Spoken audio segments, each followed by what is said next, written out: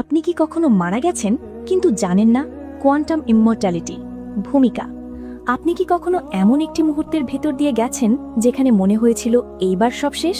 হয়তো একটা দুর্ঘটনা, হয়তো একটা অসুখ, হয়তো এমন কোনো পরিস্থিতি যেখানে বাঁচার আশা প্রায় ছিল না, কিন্তু হঠাৎ করে সব ঠিক হয়ে গেল।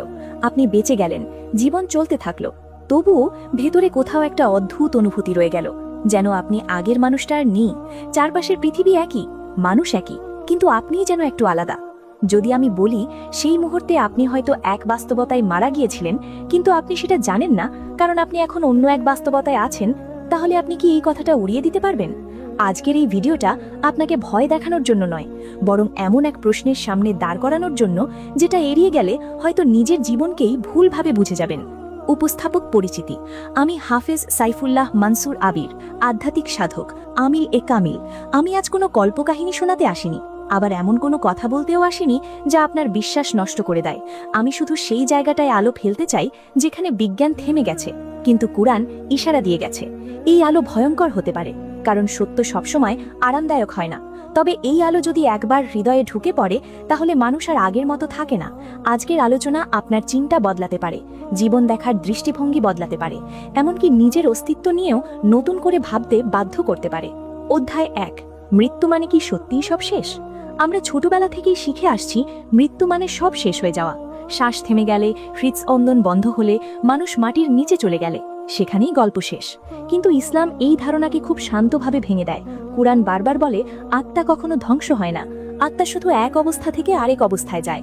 ঠিক যেমন মানুষ ঘুমিয়ে পড়ে আর জেগে ওঠে, তেমনি মৃত্যু এক ধরনের জাগরণও হতে পারে। প্রশ্ন হলো, এই জাগরণ কি সবসময় একইভাবে ঘটে, নাকি কখনো এমন হয় যেখানে শরীর বেঁচে থাকে কিন্তু আত্মার যাত্রা ভিন্নভাবে সম্পন্ন হয়? অনেক মানুষ মৃত্যুর কাছ থেকে ফিরে এসে বলে তারা জীবনকে আগের মতো অনুভব করে না। তাদের হাসি আছে, কথা আছে, কিন্তু গভীরে কোথাও একটা শূন্যতা জন্ম নেয়।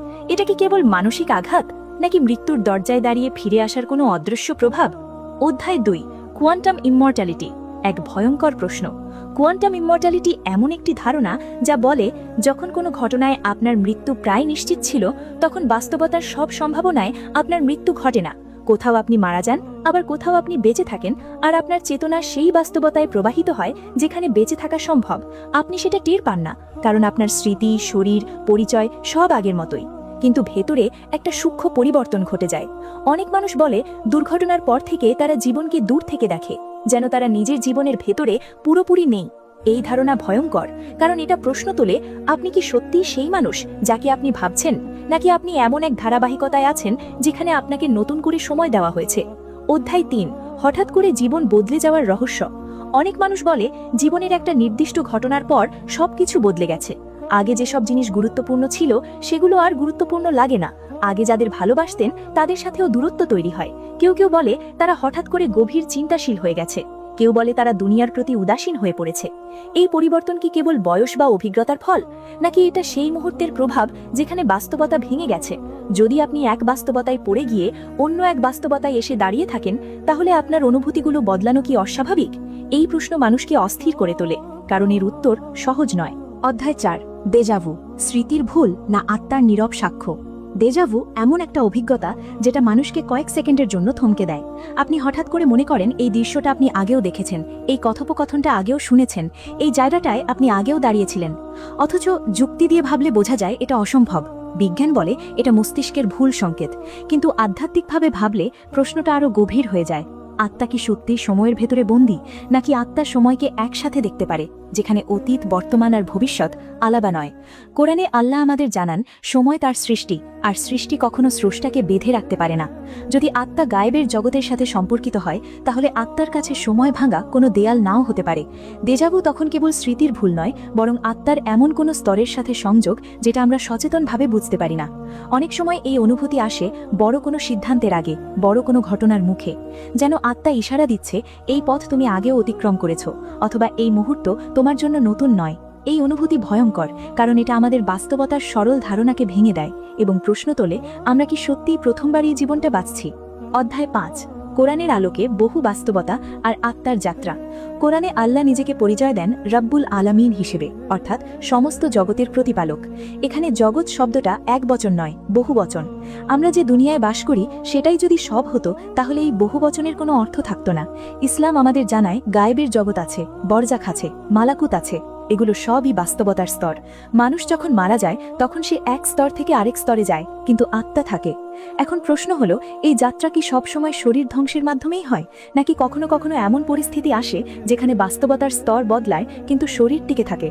কোরআন সরাসরি কোয়ান্টামে মর্টালিটি শব্দ ব্যবহার করে না, কিন্তু আত্মার স্থায়িত্ব আর বাস্তবতার বহুত্বের যে ধারণা দেয় তা এই প্রশ্নকে উড়িয়ে দিতে দেয় না। যদি আল্লাহ চান, তিনি কাউকে এক অবস্থা থেকে আরেক অবস্থায় স্থানান্তর করতে পারেন চোখের পলকে। তখন মানুষ বাইরে থেকে বেঁচে আছে মনে হয়, কিন্তু ভেতরে তার যাত্রা সম্পন্ন হয়ে গেছে। এই ভাবনাটা ভয়ঙ্কর, কারণ এটা বোঝায় আমরা যা দেখি সেটাই শেষ সত্য নয়। অধ্যায় ৭, মৃত্যুকে খুব কাছ থেকে দেখা, পরিবর্তনের নীরব শুরু।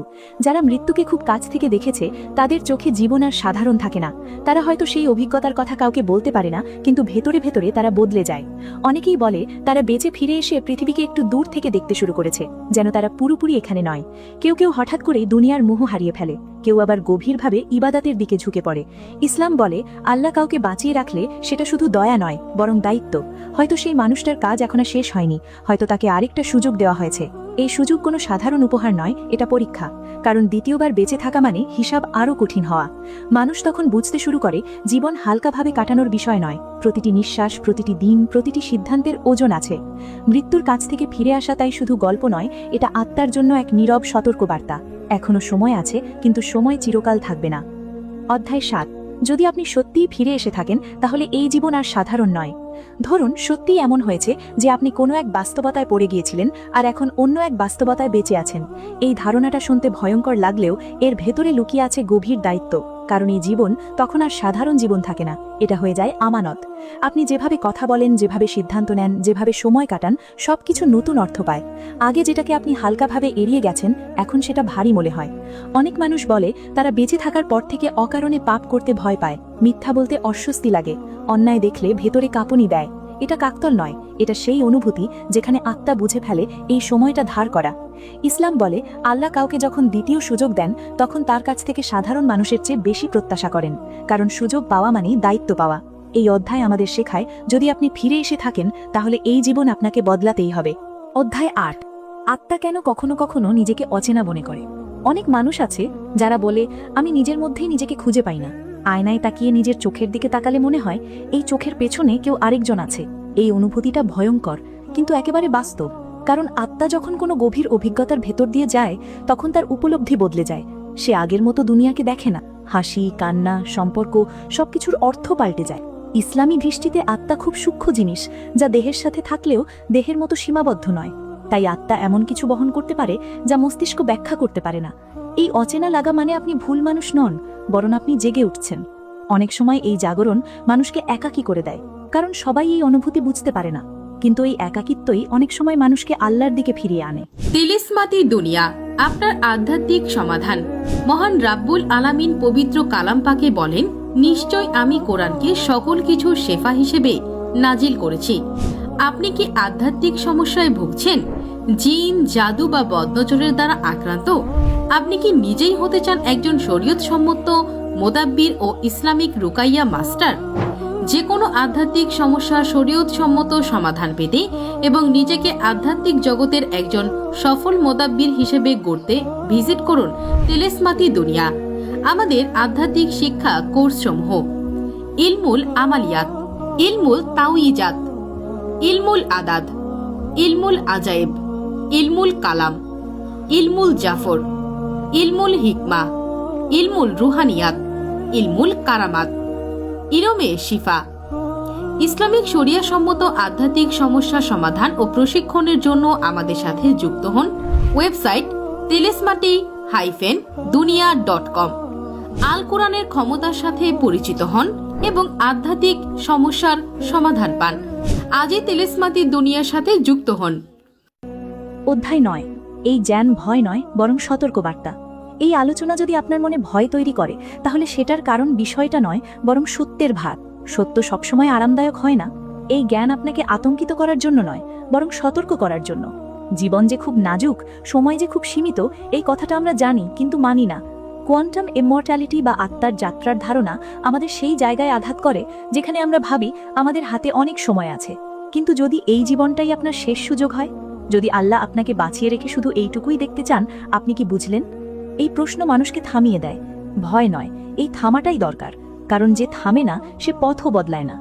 অধ্যায় 10। এখন আপনার করণীয় কি? প্রশ্ন থেকে আমলের পথে। এত কথা শোনার পর সবচেয়ে বড় ভুল হবে শুধু ভাবতেই থাকা। ইসলাম চিন্তার সাথে সাথে কাজ চায়। এখন আপনার করণীয় খুব সাধারণ কিন্তু খুব কঠিন। নামাজে মন ফেরানো, কথায় সততা আনা, অহেতুক ক্ষোভ ছাড়ার চেষ্টা করা, অন্যায়ের সাথে আপোষ না করা। আপনি জানেন না এই জীবনটা আপনার কোন অধ্যায়ের জীবন, তাই প্রতিটি দিনকে এমনভাবে নিন যেন এটাকেই হিসাব দিতে হবে। আল্লাহ কাউকে বাঁচিয়ে রাখলে তার মানে এই নয় যে সে নিরাপদ, বরং এর মানে সে পরীক্ষায় আছে। এই অধ্যায় আমাদের বলে এখন প্রশ্ন নয়, প্রস্তুতি দরকার। বিশেষ অধ্যায়, আত্মা কি এক বাস্তবতা থেকে আরেকটিতে এসেছে তা বোঝার আত্মসচেতনতার সাধনা। এই সাধনাটি কোনো অলৌকিক ক্ষমতা অর্জনের জন্য নয়, কোনো গায়েব জানার দাবি করার জন্যও নয়। এটি শুধুমাত্র নিজের আত্মাকে স্থির করে সত্য উপলব্ধির জন্য। কারণ ইসলাম আমাদের শেখায় আত্মা পরিষ্কার না হলে সত্য ধরা দেন। এই সাধনাটি এমনভাবে করা হবে যেন কোনো কল্পনা, কোনো বিভ্রাম বা মানসিক উত্তেজনা তৈরি না হয়। রাতের শেষ তৃতীয়াংশে যখন চারপাশ নীরব থাকে এবং দুনিয়ার শব্দ ঘুমিয়ে পড়ে, তখন অজু করে একটি পরিষ্কার জায়গায় বসবেন। বসার সময় শরীর আর মনের মধ্যে কোনো তাড়াহুড়ো থাকবে না। প্রথমে 3 বার দরুদ শরীফ পড়বেন যেন হৃদয় নরম হয় এবং মন স্থির হয়। এরপর 7 বার ধীরে ধীরে পড়বেন ইন্না লিল্লাহি ওয়া ইন্না ইলাইহি রাজিউন, কারণ এই আয়াত আত্মাকে তার মূল সত্যের দিকে ফেরায়। তারপর 11 বার পড়বেন ইয়া হাইয়ু ইয়া কাইয়ুম, কারণ এই দুটি নাম জীবিত থাকা এবং টিকে থাকার প্রকৃত অর্থ স্মরণ করিয়ে দেয়।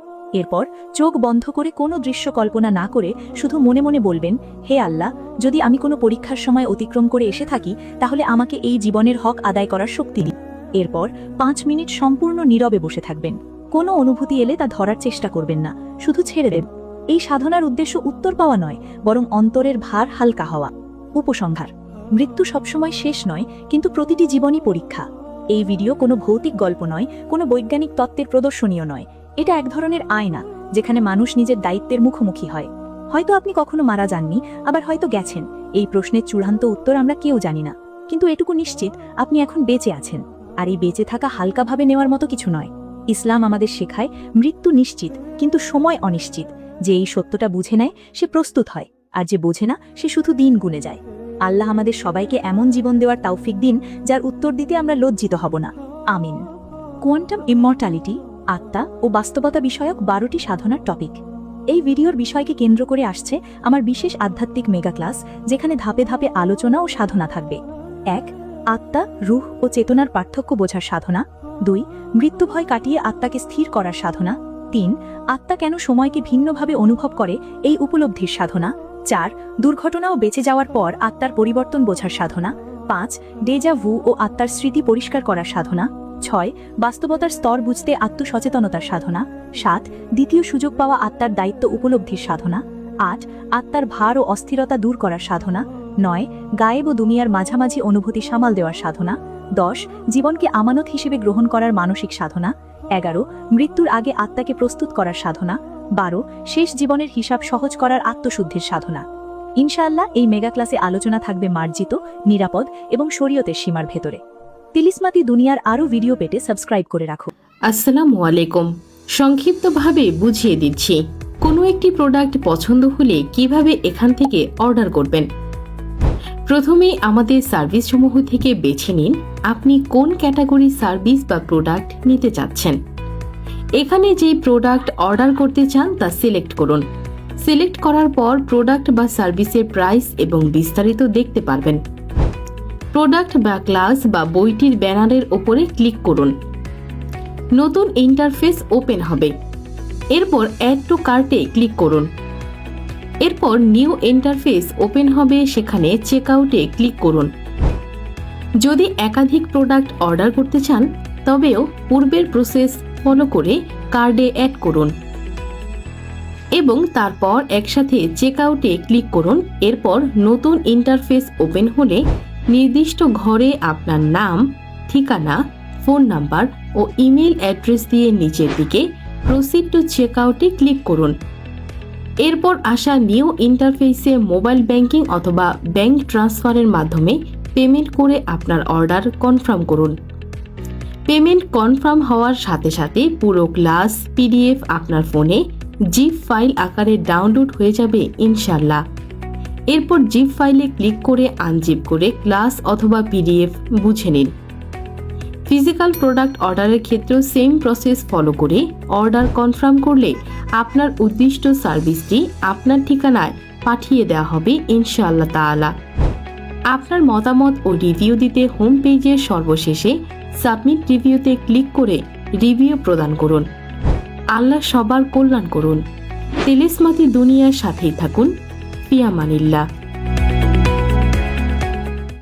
নিশ্চয়ই আল্লাহ কোরআনকে সবকিছুর শিফা স্বরূপ নাজিল করেছেন। আল্লাহর কালামের শক্তিতে আমাদের প্ল্যাটফর্মের ওসিলার উপকৃত হওয়া হাজার হাজার মানুষের রিভিউ দেখতে এবং জিন জাদুর চিকিৎসা পেতে এখনই পিন করা কমেন্টের লিংকে ক্লিক করে হাফেজ সাইফুল্লাহ মানসুর ফেসবুক গ্রুপে জয়েন হন। আমাদের প্রদান করা মেগা ক্লাস এবং পিডিএফগুলো ফ্রিতে পেতেও আমাদের সাথে কানেক্টেড থাকতে এখনই পিন করা কমেন্টের লিংকে ক্লিক করে নির্দিষ্ট হোয়াটসঅ্যাপ চ্যানেল ফলো করে আমাদের সাথে যুক্ত হন। জাযাকাল্লাহু খায়রান।